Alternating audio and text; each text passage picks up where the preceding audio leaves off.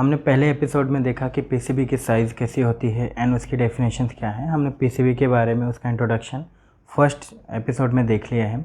अब हम बात करते हैं सेकंड एपिसोड की। यहाँ पे मेनली हम लोग का एक मेन प्रॉब्लम है, वो है रजिस्टर्स।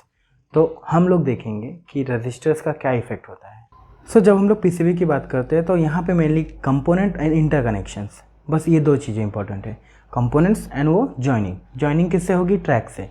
तो ट्रैक्स में जब हम लोग जाते हैं तब हमें पता चलता है कि ट्रैक नथिंग बट एक लाइन होती है, एक वायर होता है। बट अगर जहाँ वायर है, जहाँ लाइन है, वहाँ पे रेजिस्टेंस होंगे। इंटरकनेक्शन से ट्रैक है तो रेजिस्टेंस भी रहेंगे। तो जब हम लोग हाई फ्रीक्वेंसी पीसीबी की बात करेंगे तब हमें पता चलता है कि रेजिस्टेंस, कैपेसिटेंस, इंडक्टेंस, ये तीन चीज़ें इंपॉर्टेंट होती है।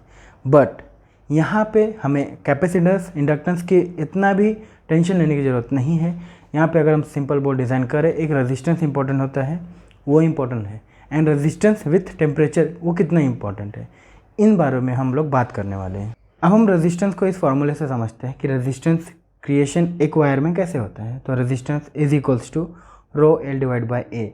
रो रेजिस्टिविटी हो सकती है, एल उसका लेंथ है and A cross section area है।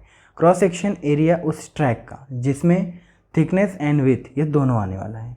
तो ये इंपॉर्टेंट है। तो अब हमें डिसाइड ये देखना है कि इस रेजिस्टेंस में अगर हम लोग रेजिस्टेंस बढ़ रहा है तो इसका मतलब एरिया कम हो रहा है, वाइस वर्सा। अगर हम लोग एरिया बढ़ा रहे हैं तो रेजिस्टेंस कम हो रहा है। इसलिए ट्रैक्स विथ जो है अगर वो बढ़ रही है तो रेजिस्टेंस कम होगा। तो रेजिस्टेंस को हम इस एग्जांपल से समझते हैं। यहाँ पे कॉपर ट्रैक लेंथ 1 सेंटीमीटर दिया है। अगर हम लोग थिकनेस की बात करते हैं तो 35 माइक्रोमीटर हमने लिया है पीसीबी का।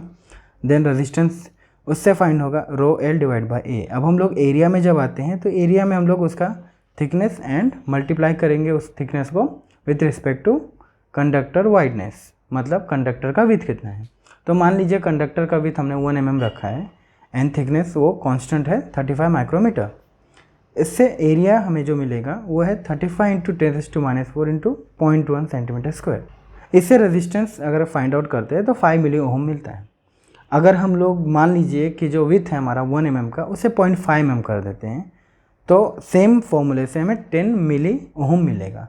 तो इसका मतलब हमने जो अभी बताया कि अगर हम रेजिस्टेंस में एरिया में एक कांस्टेंट चीज़ है थिकनेस, पर एक कांस्टेंट चीज़ नहीं है जो है विथ हम बदल सकते हैं।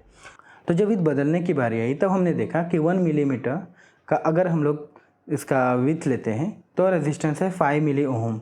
एंड अगर वही 0.5 मिली का mm का हो जाता है तो वहाँ पे जो रेजिस्टेंस है वो 10 मिली ओम आ रहा है। यानी कि अगर विथ कम हो रही है तो रेजिस्टेंस बढ़ रहा है, रेजिस्टेंस कम होगा तो विथ बढ़ेगा। ये था सिंपल पीसीबी में रेजिस्टेंस का इंपॉर्टेंस। अब हम देखते हैं कि रेजिस्टेंस का यहाँ पे क्या इंपॉर्टेंट है with respect to temperature. Same example यहाँ पे मान लेते हैं कि लेंथ है 1 centimetre, cross section area 35 micrometre and जो विथ हमें था वो 1 मिलीमीटर था। एंड हमें जो वैल्यू मिली थी रेजिस्टेंस की वो 5 मिली ओम थी। मान लेते हैं कि डिवाइस का इनसाइड टेम्परेचर 85 डिग्री सेल्सियस है एंड बाहर 20 डिग्री सेल्सियस। ऐसे कंडीशन में इसका रेजिस्टेंस बढ़ना चाहिए। अगर हम इस फॉर्मूले को ध्यान में देते हैं, R1 is equals to R0 in bracket 1 + CT T1 - T0। CT is a temperature coefficient. Same R0 हमने फाइल लिया क्योंकि हमें रेजिस्टेंस पता है। देन उसके बाद हम लोग यहाँ पे CT अगर टेम्परेचर कोफिशिएंट की बात करें तो वो 0.0039 है। और सेम अगर हम लोग टेम्परेचर की वैल्यू डालें तो हमें यहाँ पे मिलेगा 6.26 मिली ओम। तो हमने देखा कि पहले जो रेजिस्टेंस था वो था 5 मिली ओम एंड अब वो रेजिस्टेंस बढ़ के 6.26 मिली ओम हो चुका है ड्यू टू टेम्परेचर। इसका मतलब है पहले के मुकाबले अभी 25% हमारा रेजिस्टेंस बढ़ चुका है। ये हुआ है टेम्परेचर की वजह से। तो दोस्तों अब कंक्लूजन पे आते हैं, जहाँ पे पता चल रहा है कि रेजिस्टेंस का इफेक्ट हमारे ट्रैक पे पड़ता है। अगर विथ कम या ज़्यादा होता है उसकी वजह से रेजिस्टेंस बढ़ता है और कम होता है। विथ कम है रेजिस्टेंस बढ़ेगा, विथ ज़्यादा है रेजिस्टेंस कम होगा। बट रेजिस्टेंस उसके टेम्परेचर के हिसाब से भी बढ़ेगा। अगर टेम्परेचर बढ़ जाता है, इनसाइड जो डिवाइस के अंदर का टेम्परेचर है ड्यू टू उसके ऑपरेशन कंडीशन की वजह से अगर टेम्परेचर बढ़ रहा है तो उसका इफेक्ट हमें उसके ट्रैक के रेजिस्टेंस इंक्रीज होने पे भी पड़ेगा। नॉर्मली ये रेजिस्टेंस और ये जो इम्पैक्ट है ये ज़्यादा से ज़्यादा हाई पावर पीसीबीज़ पे होता है। अगर आप जनरल कस्टमाइज पीसीबी बना रहे हैं उस पर आपको इतना टेंशन नहीं लेना है। पर जैसे आप हाई पावर पीसीबीज पे जाते हैं तो जितना भी वोल्टेज ड्रॉप है वो आपको ध्यान देना होगा। एंड सेम कंसीडर होता है हमारे हाई फ्रीक्वेंसी पीसीबीज पे, वहाँ पे रेजिस्टेंस, इंडक्टेंस एंड कैपेसिटेंस, ये तीनों का इफेक्ट एक ट्रैक पे पड़ता है। तो आज के वीडियो के लिए बस इतना ही, जहाँ पे हमने देखा resistance with respect to temperature, उसका इफेक्ट ट्रैक पे कैसे पड़ता है। नेक्स्ट वीडियो में मिलते हैं नए कंसेप्ट के साथ। Thank you.